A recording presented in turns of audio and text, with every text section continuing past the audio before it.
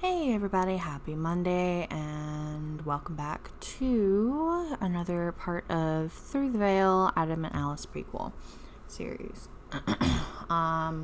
Okay. So things are definitely getting tense between these two. And congratulations. We are on the quote unquote finale. This will be the final time, for better or worse, that Adam and Alice are quote unquote together. So,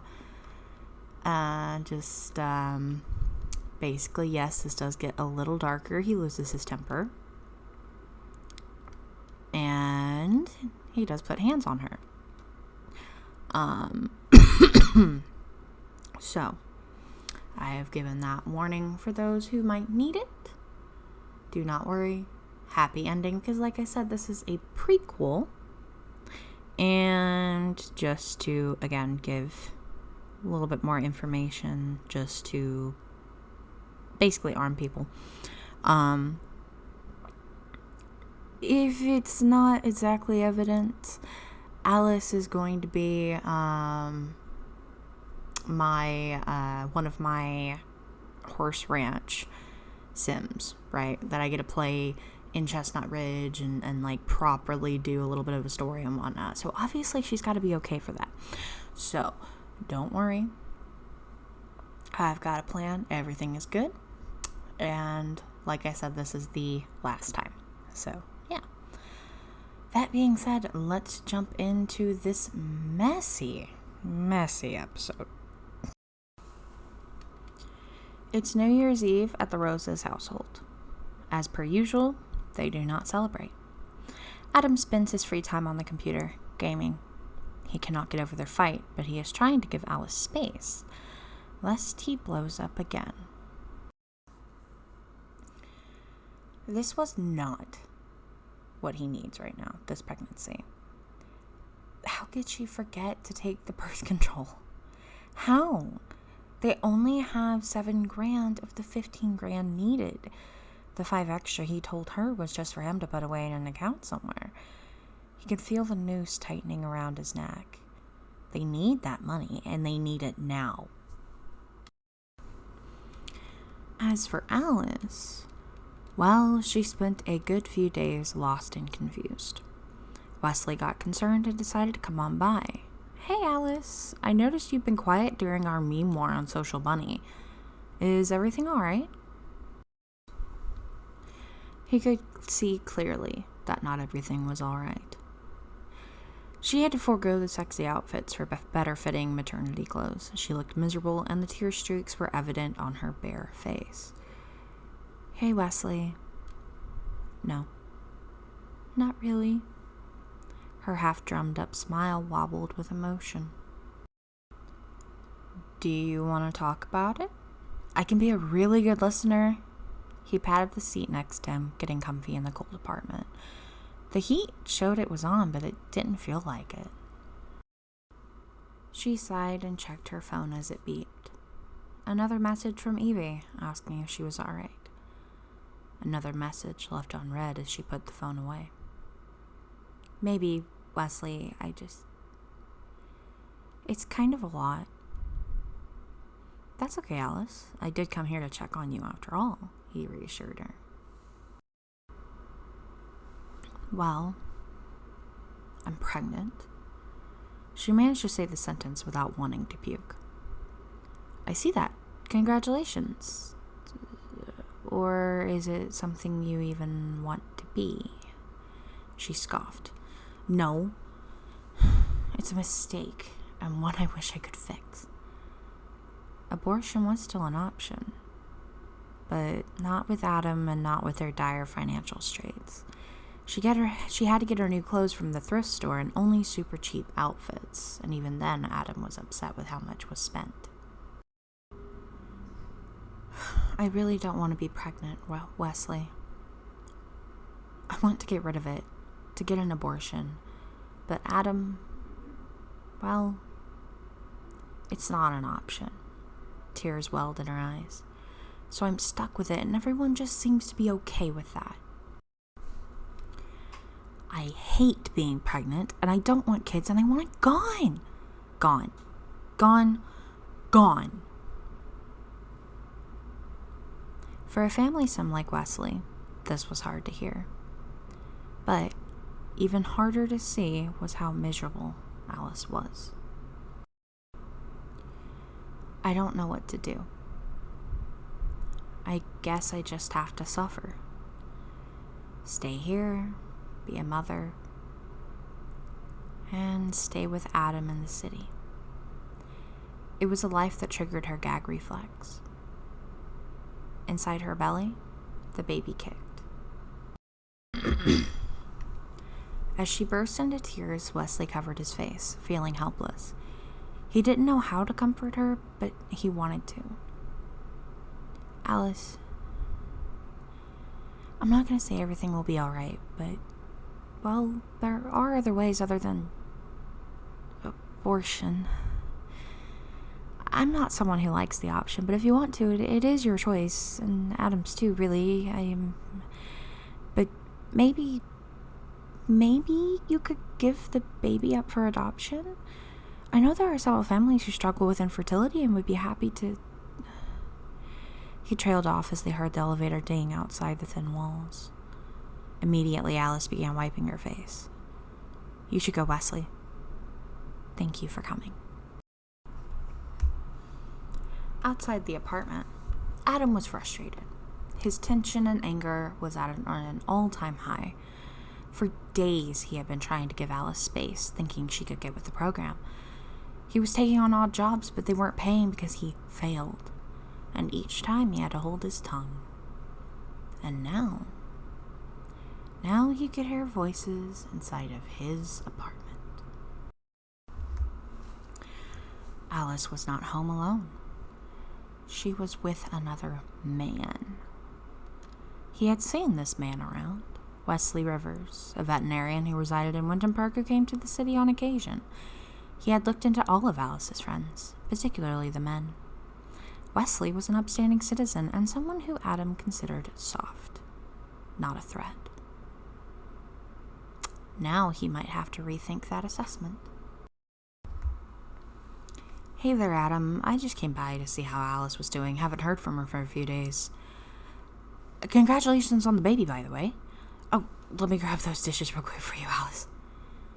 Alice barely looked at Adam as she mumbled goodbye to Wesley, escaping into the bedroom.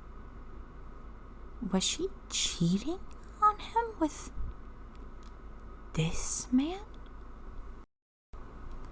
As for Alice, she stayed in the bedroom for a long time, thinking about how she felt afraid when Adam walked into the apartment, feeling stuck in her life in these series of consequences, wondering where everything had gone so horribly wrong in less than a year. She could go talk to somebody. She could go right now. Adam was asleep on the couch in the living room. He wouldn't know. Not if she was quick. Her doctor had given her a therapist who was available 24/7. And she had squirreled away a tiny amount of money, only 200 simoleons, but she could go. She needed to go. Maybe they could help.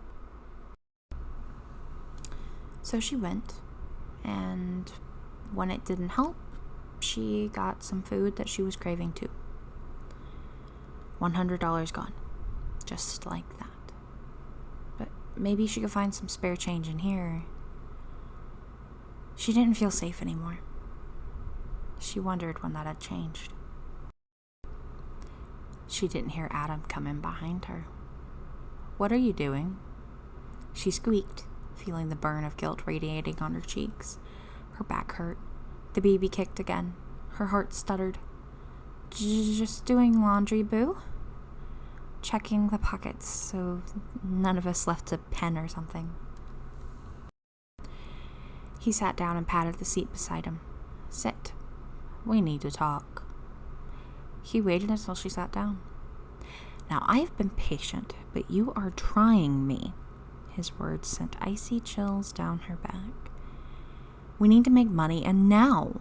Stop lagging around and get to work. Do you want to be kidnapped, Alice? Do you? I should also say that this is going to be the part where it might be particularly triggering for a few people. Because he's not very nice. But again, just bear with me. Or go if you need to. This is kind of the warning bit. Yeah. Kidnapped? Adam. Again. I highly doubt they will do anything to me. I have nothing to do with this. Just call your boss or something. And what? Lose my job all because you are a lazy cow who won't work? We are in this together, especially since you forgot to take your birth control that I got you and spent good money on. We are going to be tied together forever, whether you like it or not. But hey, if you get kidnapped, I guess you don't have to worry about that baby. What do you mean I don't have to worry about the baby? She whirled on him. They won't hurt an innocent newborn. They could force you to give birth to it and then turn around and sell it on the black market. And maybe you too. There was a sinister smile on his face she really didn't like. Horror at that idea was evident enough on her face. Once again, her phone beeped and Adam's ire grew. Turn that damn thing off. I am talking to you. The text was from Evie, and it asked if she was okay. She had to turn off her phone under Adam's glare. All right, Alice, listen up. You will work. You will write. You will clean. Because I make more money than you. And I am trying to protect you, but you have to pull your own weight. Or what, Adam? She was deathly quiet, fear striking her heart. I am working. I'm trying to clean. I am trying. Anger and frustration bubbled inside of her, spilling out. So you finish that sentence, or what? He got up and stormed out, slamming the door against the wall, leaving a dent. Her heart thudded in her ears. She got the message. The next morning when she left their bedroom, he was waiting by the broken laundry machine. She was still mad, but even angrier when he grabbed her arm and made her stop. Adam, let me go. Alice, when I fix this machine, you will clean the floor. In fact, get to cleaning right now. She didn't have it in her to challenge that deadly look of fire in his eyes. She found herself cleaning, nearly brought to tears over his hurtful words, his mean stare. This was not the man she had fallen in love with over the internet during their short time together. Maybe that man had never existed. Maybe she was living with a monster and the disguise had just come off. She remembered what the therapist had said, which was to face the pregnancy, face the consequences, take control of her own life, reach out to friends, get out of bad situations. It was difficult to do that when she didn't know how. So she cleaned and thought about it. She thought on what Wesley had said. Would Adam be okay with her giving the baby to someone like Anika? Somehow she doubted it. Then there was this whole money and kidnapping thing. She wasn't afraid of that, not like she was afraid of him, which was such a strange, awful realization. And there was no escape. She couldn't find her phone this morning. She had a sneaking suspicion he had taken it. She only had $100 to her name, and if he looked in her back pocket, then he would find it, and Watcher only knew what he would do. So she finished cleaning and got onto a pregnancy forum, trying to do what the therapist said and take control, do some research, and try to come to terms with it on her own, since her partner was not going to help her, clearly. Her life made her sick. The baby kicked her again and again and again, and every little squirm was just a reminder of how badly she had screwed up. She should have listened to her daddy about Adam. She should have listened when he warned her of online relationships and dating. Why hadn't she listened? A few days later, of tension and walking on eggshells, is when it finally happened. The straw that broke the camel's back. Alice wasn't sure what had transpired, but something had shifted in Adam, and there was no going back. So, Alice, tell me why you haven't made any more money yet, or gotten promoted. You were so good at that before, baby doll. Adam, stop it. You're scaring me. Well, good. Then I might actually get some answers out of you, you daft cow. Or is it because you were so fat now nobody wants to sleep with you? Maybe that's it. You were sleeping your way to the top.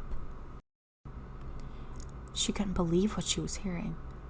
Adam, you aren't making any sense. I've been 100% faithful. I won't listen to this. She got up, fear trembling down her spine when he laughed cruelly. Oh no, where do you think you were going? I saw the way you looked at that Wesley. I bet you sleep with him too when I'm not around. I bet that baby isn't even mine. Adam, enough! This baby is yours! She turned to face him, the baby kicking her gut fiercely.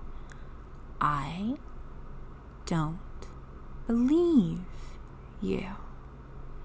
He enunciated every word with every single step, closing the gap that Alice so desperately wanted to be bigger. Adam, stop this. What has gotten into you? You, baby doll, you drive me crazy. Adam, stop. She backed up and realized that was a mistake as his eyes darkened with desire she did not share, a dark and deadly desire that lit a horrible fire in his eyes. Eyes she once loved but now feared. Nuh-uh. Where do you think you're going? She tried to make it to the door. He managed to grab her before that happened. She fought back, but he was too strong. Then she managed to get free and to make a break for it, but hands slammed into her back, sending her crashing forward into the glass table and wall. She blacked out, feeling the baby kicking just before the darkness claimed her. Oh boy. And that is it. Oh my gosh, this is a longer episode, sorry. Oh boy. Alice is in a pickle. She is in a very, very, very, very, very big pickle. Yeah. She's found herself in a situation she can't really get herself out of very easily. But that's okay, because our sweet baby girl has made some really good friends. You will all meet in the next episode, maybe the next one or two. I'm not entirely certain because I'm still working on that bit. But yeah, the worst is now over. I'm so excited. So for those of you who have made it with me this far,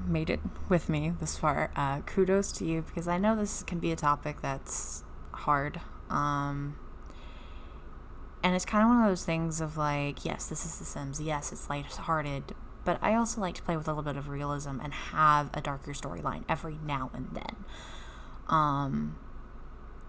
It is escapism, The Sims. It is escapism, but I also like a little bit of realism. And this allowed me to explore a type of gameplay and a type of storyline that I don't really allow myself to explore all that often. Like Adam starting out not evil, and then I didn't even realize that you could change him to unflirty, change him to evil. It's made me wonder, is there a way that you could get Sims to want to be kleptomaniacs? How would you do that, and I don't know if I wrote it quite right or whatnot. It's The Sims, and also I don't really have any experience with this sort of thing, which, thank goodness that it hasn't happened to me and everything else. What I'm trying to say is it is a loaded topic. And I just wanted to touch on it a little bit for a story, and we're done now. And yeah. I don't really have anything else to say other than thank you for sticking with me if you did, and if not, I totally get it.